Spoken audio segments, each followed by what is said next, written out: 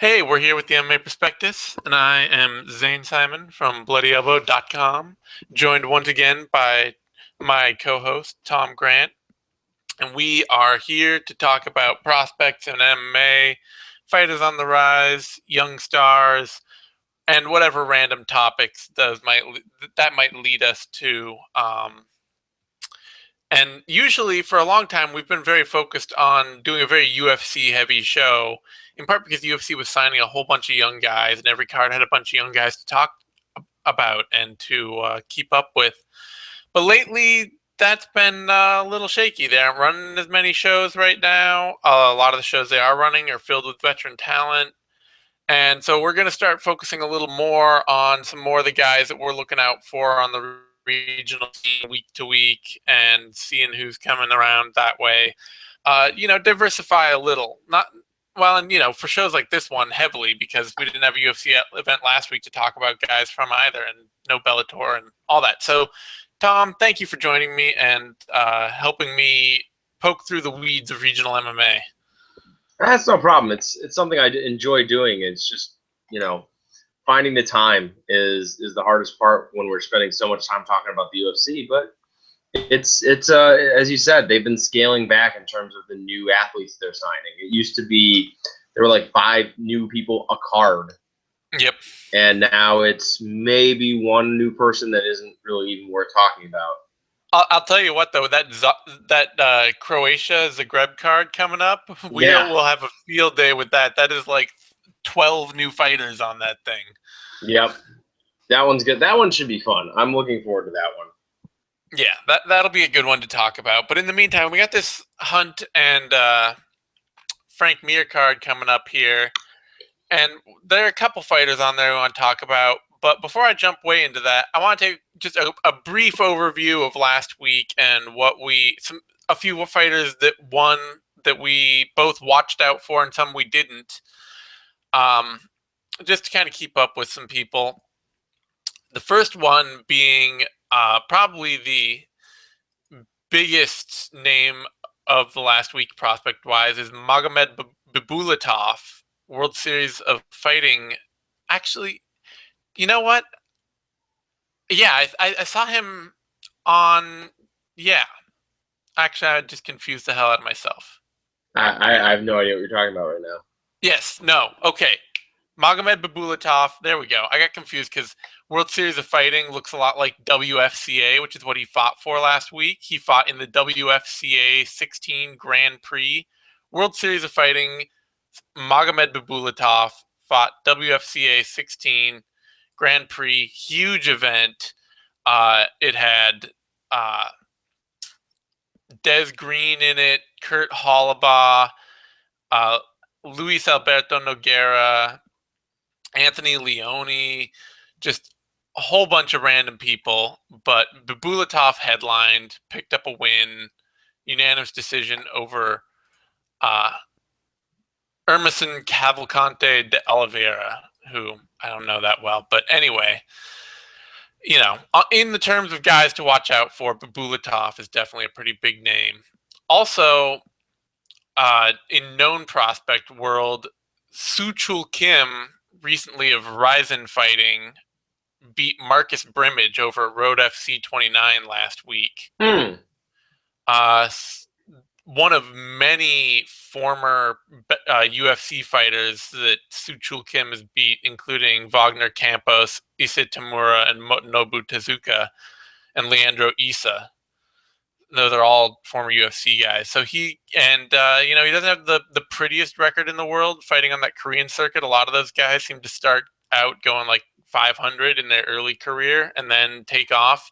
It's kind of a blanket, so I don't know that he's on his way to the UFC, but definitely a guy worth watching out for. Also, Ayman Zahabi, Faraz's little brother, got a win via injury over in Prestige FC.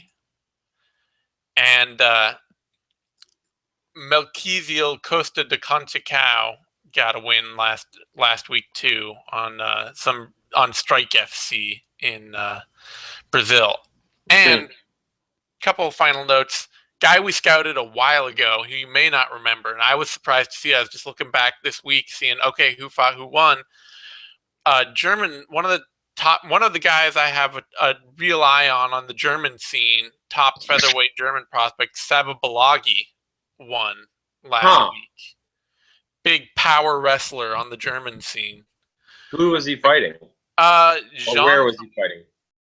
Oh, fighting in FFC Fair Fight Championships, which is actually one of the more regular running German promotions, and he beat fairly uninspired Brazilian fighter Jean Felipe Prestes dos Santos, who was coming in on a 5-fight losing streak. So not a pretty or notable win, but a very good athlete, good wrestler who's making the transition to MMA on the German circuit. Mm-hmm. And final note, Invicta FC 16. I don't know if you watched any of it, but Angela Hill, Irene Aldana, and Jin Yu Frey all picked up big prospect wins that have them looking like, still very strong future talent in that division. For Hill, it was a return to form, defeating Stephanie Eggink via KO, and Irene Aldana beat former UFC fighter Jessamine Duke, and Jin Yu Frey picked up a win over recent atomweight champion who just lost the belt, Erica Tiburcio, in a big surprise upset to me. So all three of those fighters were the top Invicta prospects to pick up wins last week too. Anyway, that all brings us straight to this UFC card. And we only got 2 prospects on this card, so who are you really looking forward to?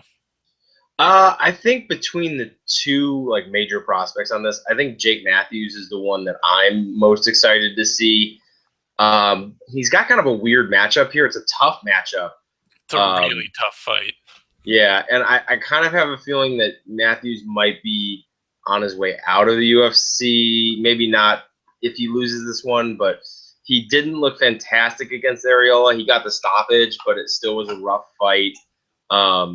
The James Vick fight, obviously, he got guillotined really quickly. But I really like Jake Matthews as a fighter, and I think there's a fairly good chance that we see him make strides. Every time he gets in the cage, one of those big step forward kind of guys. It's a little interesting that they're giving him a guy like Johnny Case so early in his career. It's just I don't know. I don't know who Jake Matthews pissed off. Yeah, well, I mean, to be fair, if they couldn't have given him a bigger layup than Akbar Areola last time out. That's true. But the step between Areola and Case is huge. Jake Matthews started fighting back in 2012. He looks like a great athlete. He's still learning a lot of the game, and unfortunately, fighting out of a smaller gym in Australia on that regional scene is just not a great way to become a really well-rounded fighter. Yeah. And he's fighting former Alliance product, now Power MMA product, Johnny Case, who, while he's only 26, has been fighting since he is about 16, 17 as a pro. He's been fighting since 2007. So Johnny Case is coming up on almost 9 years, 8 years now as a pro fighter. Yeah. And is a incredibly complete 3-dimensional action talent for the UFC. And it's one of those things that Matthews, his greatest weakness is obviously striking. I mean, it's just not. It's okay, but it's really guys figure it out really quickly. Yeah. And he got smacked upside the head with a kick.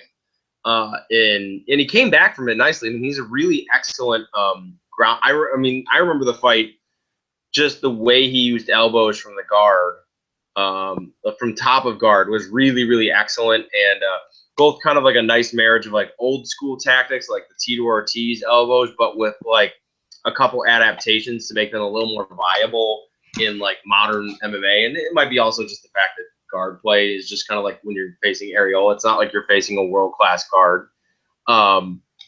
I mean, so some of that might be more viable because of that, but it was a good showing for Matthews in that he showed he can pass through some adversity and kind of rally back and figure out what he needs to do to win. But man, like a dude like Johnny Case, eating up prospects is what he does.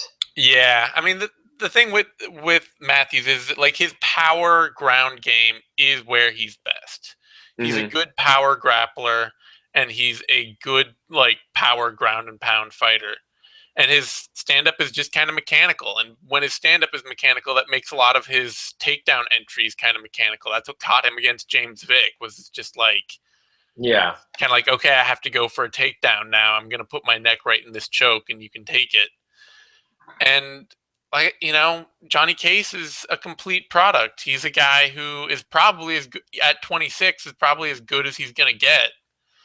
But that's been a pretty, that's good enough to hang out with Jan Cabral on the ground and beat him.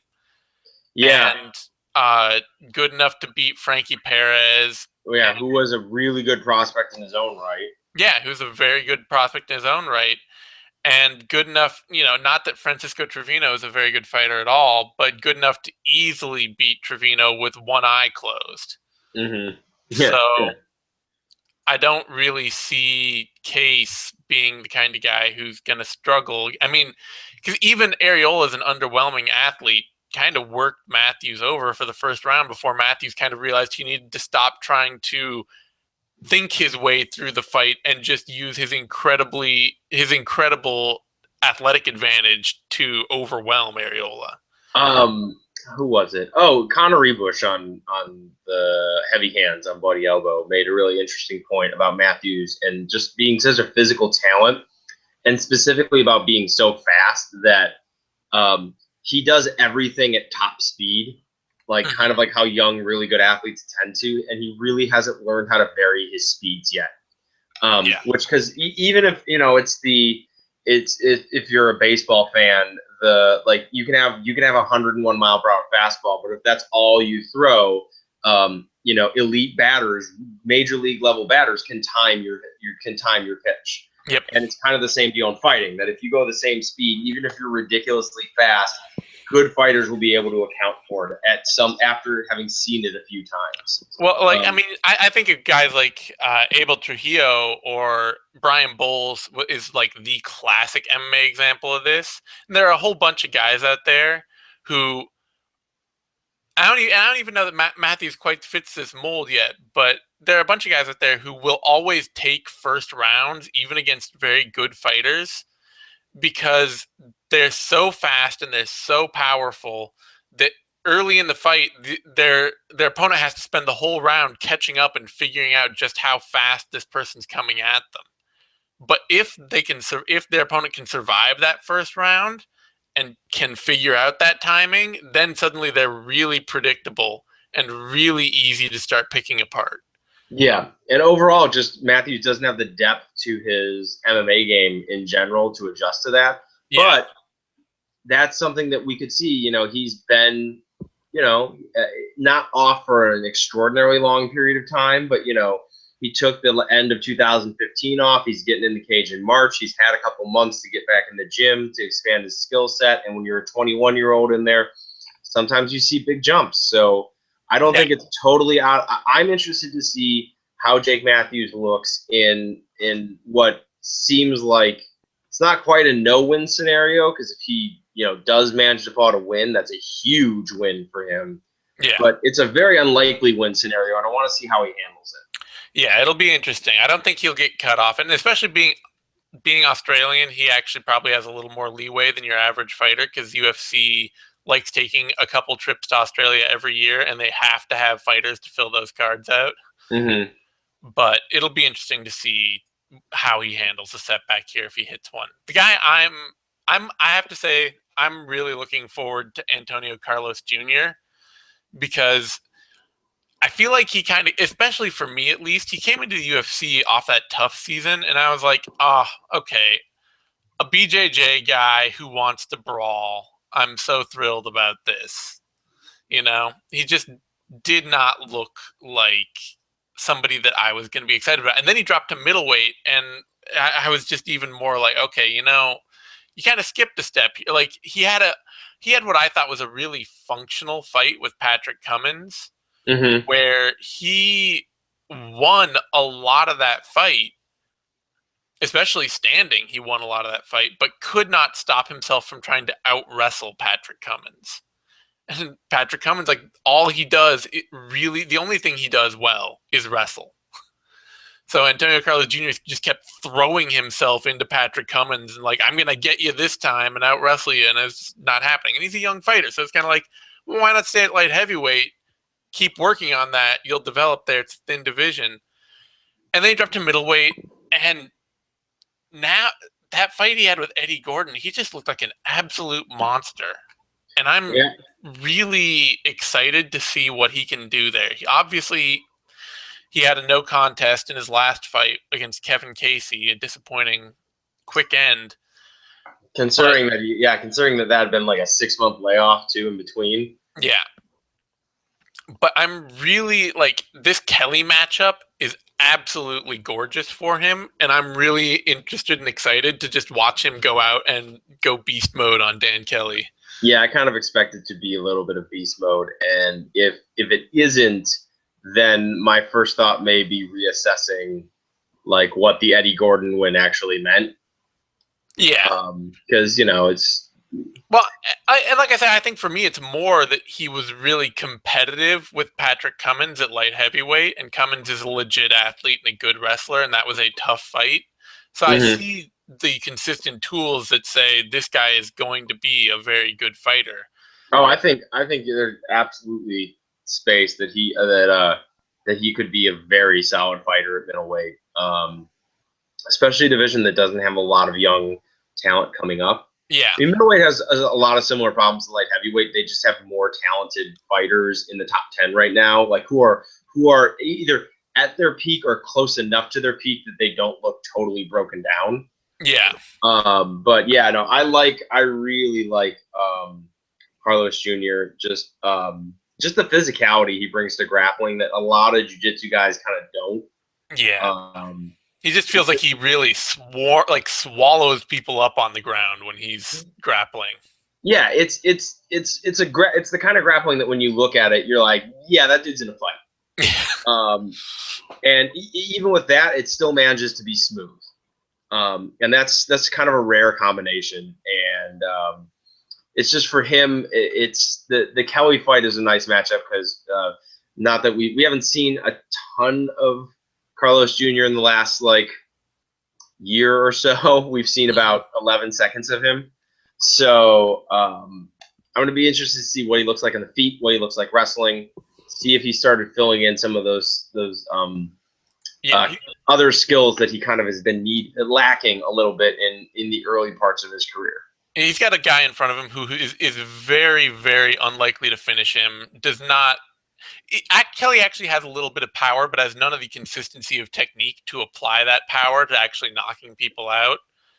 And otherwise, other than so he TKO'd somebody by throwing them from the ring. He KO'd one guy back in 2013, and all of his other finishes are by submission, and you just know he's not going to submit Antonio Carlos Jr. So it's very much a matchup that really should let Carlos Jr. show off his style and show off if he has made improvements. He can strike if he wants to. He can get takedowns. He can grapple. Just kind of run the gamut and hopefully make a good showing of it. Although we could see potentially a sort of Kaita Nakamura versus Tom Breeze situation where Carlos Jr. keeps going to the ground or something and finds that he's got an opponent that's just game enough to like keep him consistently alive. Kelly's one of those dudes that like his fighting style is totally ugly and he makes people look awful even when you win. Mm-hmm. So there could be something to that, but I expect him to look good. Otherwise, I mean, the other people to talk about on this card, there's Dan Hooker, who's honestly been around since 2009, and even though he's only 26, it's just not fitting that That prospect. fight could be fun. I think that fight will be fun, but I'm not like super high on Hooker and uh, Markadiva. Yeah, he seems like a solid fighter, but I think he's more of like a potential action fighter than anything else. Adiva's kind of one of those dudes too that you have no idea how much of a prospect you could really consider him because he's dabbled in MMA since like the mid 2000s. Yeah, and he's already 30, and Yeah, but he's now is the first time he's a full time MMA fighter. The biggest thing for him is that he's just kind of he's physically underwhelming at 145, and I don't see signs of him going to 135. So yeah. I mean, there's a lot of guys on this card that are like just fall like right on the edge of the prospect status, but are largely Australian fighters, kind of getting put in like fights they're probably not gonna win. yeah, it's a weird Like card. Brendan O'Reilly getting thrown in with Alan Joban, and just like that's gonna be a bloodbath. Yeah, that's gonna be bad. Dan Kelly versus Alan, or versus Antonio Carlos Jr. looks bad. Jake Matthews against Johnny Case looks bad. Hector Lombard could easily lose to Neil Magny. I think that's pretty all right. Short of Neil Magny just being like, I need to clinch. Yeah, I'm gonna try to out wrestle Hector Lombard, which he might. He's done He that. might, but I mean, like, yeah, even for the free. All right, so you have the whole thing with Hector Lombard, obviously failed PED test, coming back under new testing and all that. You still got to figure the first round of trying to clinch with Hector Lombard is not going to go well for basically any middleweight. Yeah. Or I'm sorry, welterweight. Yeah. Yeah. Anyway, so there's not a lot of other to talk about on that card, which is why we're now going to turn our eyes to a few more regional prospects this week fighting out there. And so first and foremost, I think there's a couple. There's one especially notable fighter on this ONE FC card coming up this week, which is Adriano Moraes. And I was trying to figure out. I think he's related to Shaman Moraes, if I'm remembering correctly. But there are a whole bunch of Moraeses, and they all are Muay Thai based fighters, and they're all Brazilian. And I'll be damned if I can keep them apart. Yeah, if only it was easy to keep the Brazilians straight. Yeah.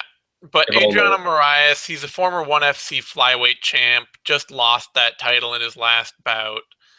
And, he's his mid-20s, real smooth, athletic Muay Thai striker. Good movement. Like Yeah, obviously it's flyweight, so you expect guys to be flying around, but really good in and out movement, really good sense of distance. one of those guys too that like puts a lot of power on even small strikes. Like he'll just pop a jab out there, but it's just a line straight jab that's gonna really crunch into somebody.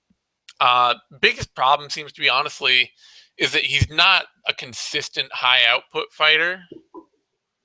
So it's kind of, especially like in that last fight he had where he lost the belt, he just kind of, he had this, and when he does pick up his output, his takedown defense goes away. So he's fighting this Russian combat sambo guy, and he, for long stretches at range, he's just kind of pot shotting away at him. And the moment he would open up at all, he'd just get taken down and put right on his back. Yeah. Yeah. I expect Moraes to look pretty darn good though, going in against like some Filipino striker dude. Yeah, I think this is set up for him to have a big bounce back, get a crisp win. And it'll be interesting to see if, now that he's not champ, if he fights out his contract there, he could be somebody that UFC or other promotions might be interested. I mean, like he has to know there's I mean, like I don't think the UFC is going to shell big money for a flyweight, but a new name who's an exciting fighter at flyweight would be something to get the UFC's attention. Yeah, and somebody who's in their early 20s and who, like frankly, ONE FC is not really like in a direct competitive market with the UFC. I don't think of them as, like, oh, the UFC doesn't want to pick up a ONE FC fighter because they don't want to look like, they don't want to take something from the competitors. It's just sort of like it's the other side of the globe, literally.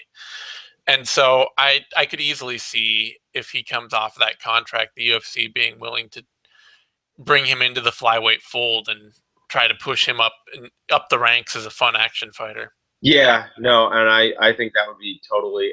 I don't think as ONE FC like how we used to think of like Dream, Strikeforce, and the UFC as being like the big three with like Yeah. UFC #1 and then like Strikeforce and Dream kind of right there.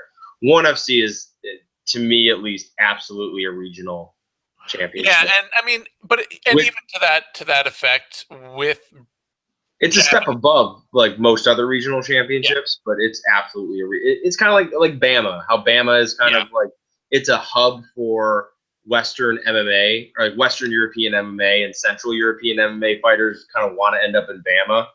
hmm, So it's a step above like other regional platforms, but no one's thinking like, yeah, like, oh man, like the UFC is going to try to suppress Bama or make a move against Bama. yeah. Like you might see the UFC, like they did with Ben Askren coming out of Bellator, and they were just kind of like, nope, we don't want you.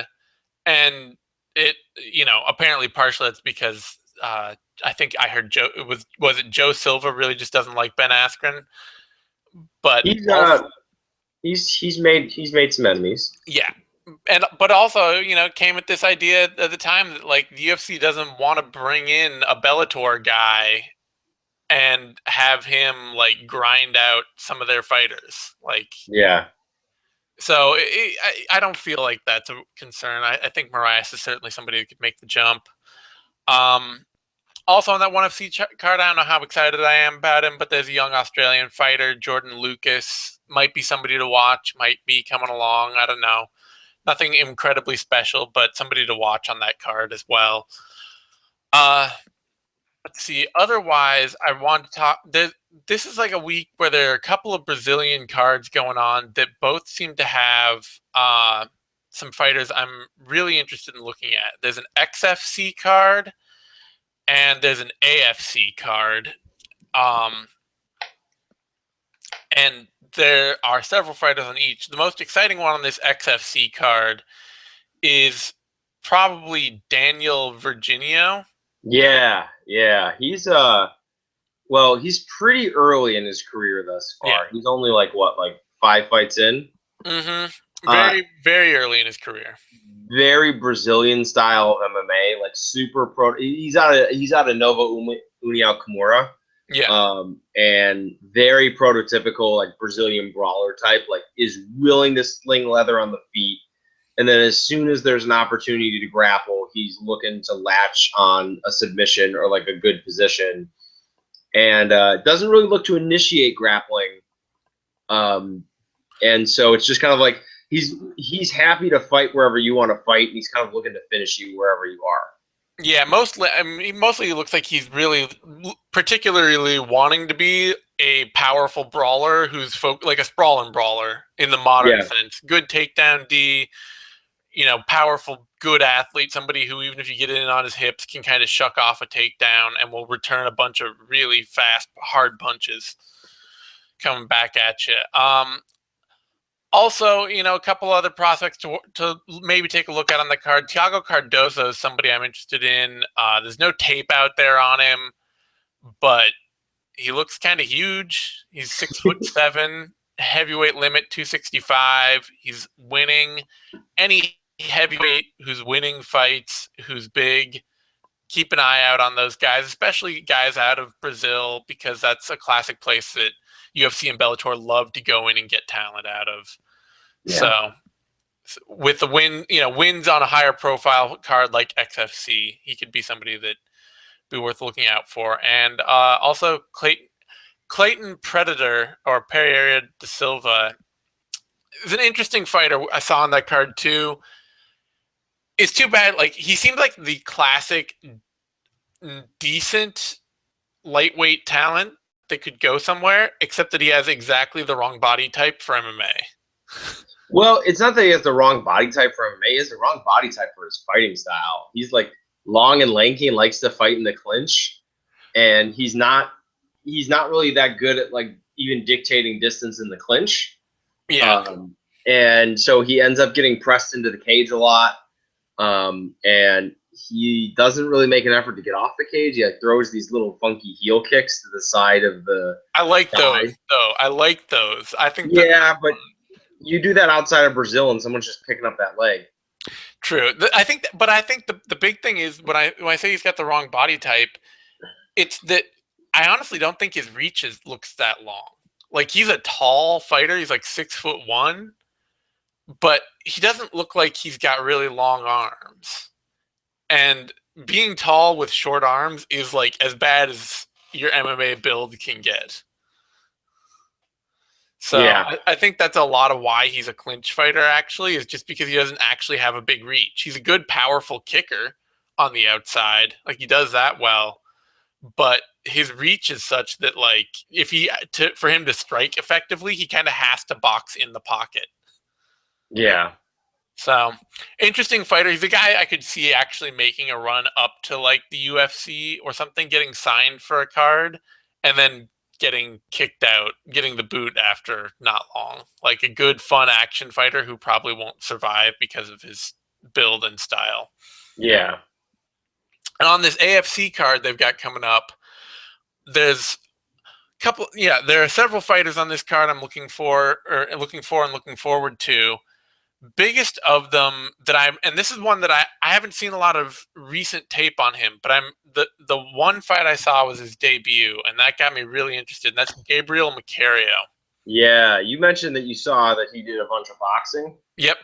Well, he looked like it because his hands are crisp. Yeah, he was an amateur boxer going up. There's a whole bunch of footage of him on YouTube in amateur boxing competitions in like 2009, 2010. He's a young kid, and he just looks like he's got incredibly good, slick hands, good technique, really solid approach, and I'm really interested to see what he can do, how he builds off that circuit. AFC, and like that's where a lot of the Astro Fight team fighters fight, so there's some can crushing going on down there. I don't know that he's necessarily getting the best competition, but he's definitely a guy to look out for. Speaking of can crushers on that circuit too, Alex De Silva Coelho. Don't know if you looked at him. Like he's another kid, like amateur Muay Thai, a lot of amateur Muay Thai experience. Yeah, Good athlete, fast, sharp striker, total can crusher. total can crusher. But he's got a nice, I mean, like just good. Unlike Daniel Virginio, like Alex De Silva actually throws these things called combinations. Yes, yes. Where like 2 to 3 strikes come at you at approximately the same time in like a rhythmic fashion. And he actually also he mixes in kicks really well. That was one of the things that really stood out to me, is that Alex De Silva, really nice ability to throw like a pretty decent punch combination and then really smoothly followed up with a kick with one of his like ridiculously long legs. Yeah, he's a guy. He looks like he's got a good natural featherweight size. That's the other thing too. Is looking at Macario, and he's been fighting at lightweight, and he's almost certainly going to have to be a featherweight if he goes to the UFC.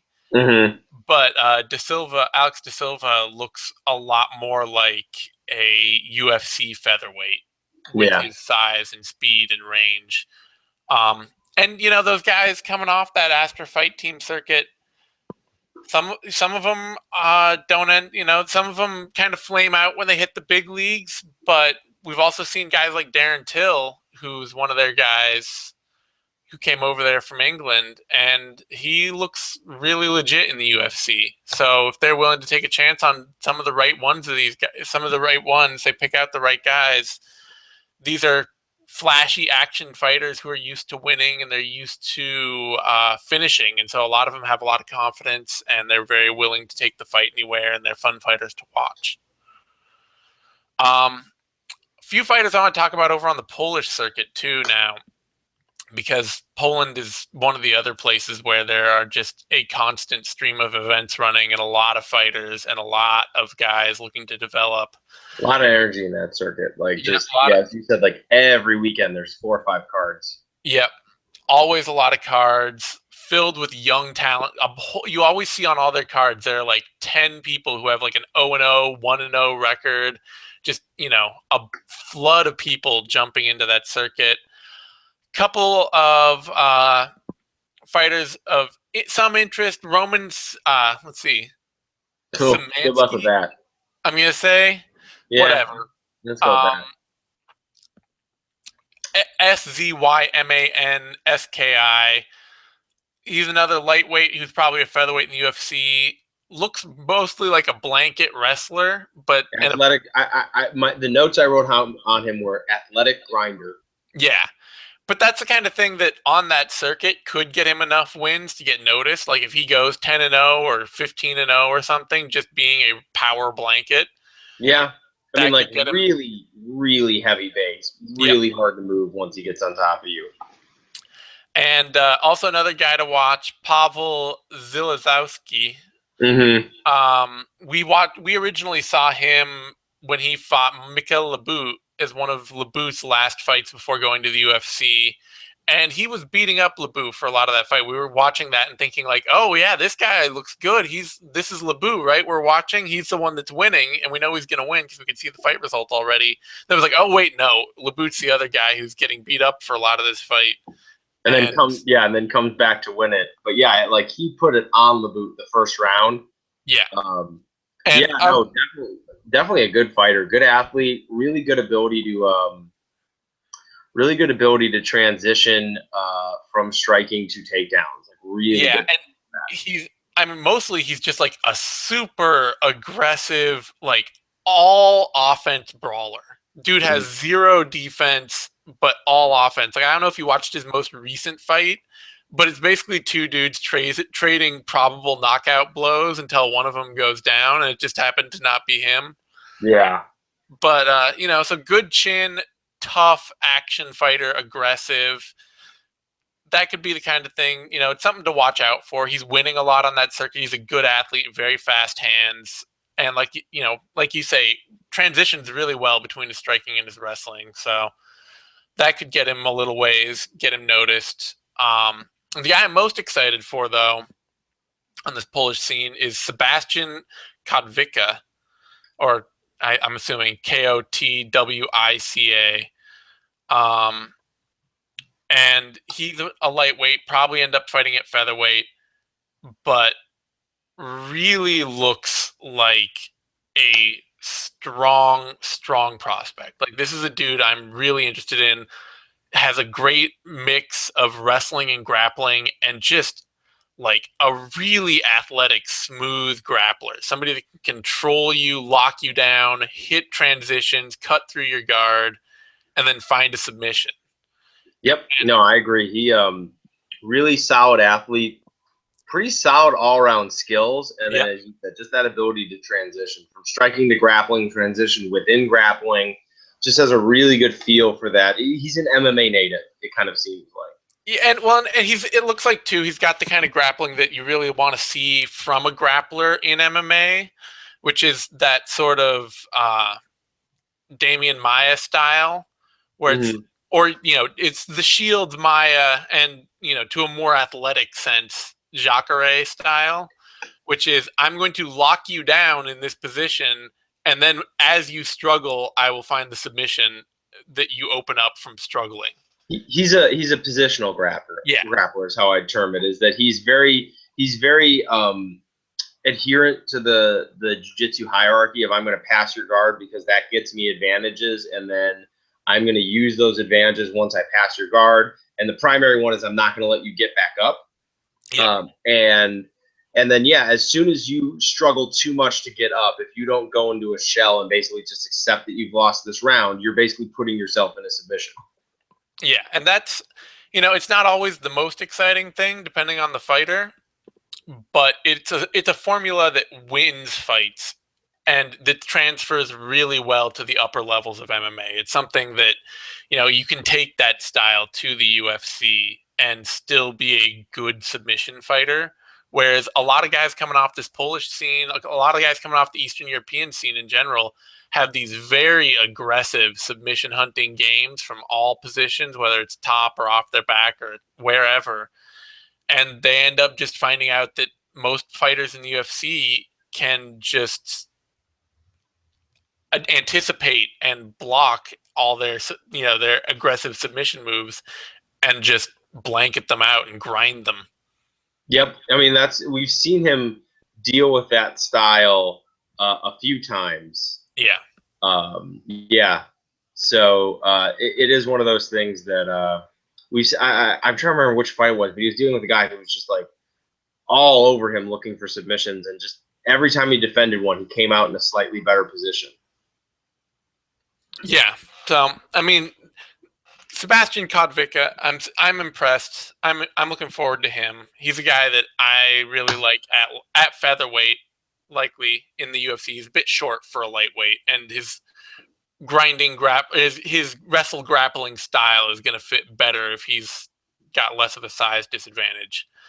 But he's a dude that I am excited about, and that kind of, I don't know, that's everybody on my list. It's a very Poland and Brazil heavy regional scene this week. Yeah.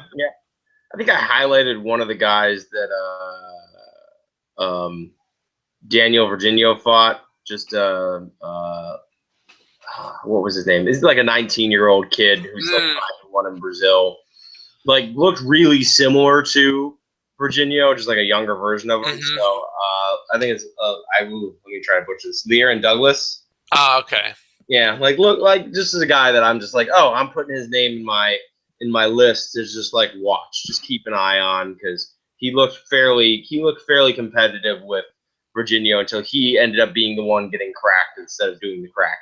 Yeah, well, and the Brazilian scene is kind of full of those kind of guys, so it'll be interesting to see if either Virginio or him or that other guy can stand out, because it is like they both look, Virginio especially looks like a good athletic brawler, but that is like the mold of Brazilian prospect. It's either aggressive, flashy Muay Thai striker, aggressive, flashy grappler, or just power brawler. Yeah. Yeah, that's it. Yeah, it's but still, like I say, there are a lot of fighters kicking around on the regional circuit here this week, every week, and we're trying to find out which ones are actually worth looking at. It's a bit of a struggle. I'm sure we passed over a bunch of people, and especially because we tend to be using Sherdog Fight Finder for a lot of this. A lot of cards, like there are probably 50 cards going on this week. Mm-hmm. A lot of them we just don't know who's on them. Hey, you know what? I say crowdsource it, man. If you guys know a good fighter, send us the name. We'll look at them. True. That's all. Yeah, that's always been my thing. Is this? We're not going to find everyone the ways that we look, because we're just not. I'm not in California. I'm not in New York. I'm not in those scenes. So if you know a fighter, send the name to us on Twitter or email, whatever. We'll take a look. And I'm very geared towards the Joe Silva style of like looking at prospects. So it's always like, look at the record first, then look at the wins and the winning style, and then scout. So, if there's some 8-3 guy out there who is actually an amazing fighter, I might totally skip him just because I'm looking for the 5-0, 6-0, 7-0, 8-1, 9-1 kind of fighters first and foremost. And that record's just not going to stand out. Yeah, I think it's one of those things that like I've know there have been a couple guys on Twitter who will send me like sometimes, like especially the Eastern European scene, because it's so big. Yeah. And you'll get a couple names, you just like watch a little bit of tape on them and you're blown away. It's like, how do we not see this guy? It's true. That scene's throwing up talent all the time. It'll be interesting to see that if that is where Poland heads to, because it feels like that. It feels like the Polish scene right now is just about to explode onto the international circuit in a bigger way. Yep. On that note, I think it's time to close the show. Thank you for joining me. You can find me on Twitter at These Anytime. You can find Tom on Twitter at TP_Grant. You can find both of us over at Bloody Elbow. Give this video a thumbs up. That's a like. That helps us a bunch. Subscribe to MMANation.com. That's DOTCOM over on YouTube. That's our YouTube channel. That's where you can get all the other Bloody Elbow interviews, analysis, shows, all that good stuff. We will be doing, I'll be doing a vivisection for the UFC Brisbane card tomorrow. We already did a Care Don't Care, and we've done If I Did It. We'll be doing a 6th round for that card. We'll have Knuckle Up next week and all our normal shows. No UFC show next week, so we won't be doing any of our run of UFC card-centered content for that. But thanks, everyone, for tuning in, and we'll see you next time.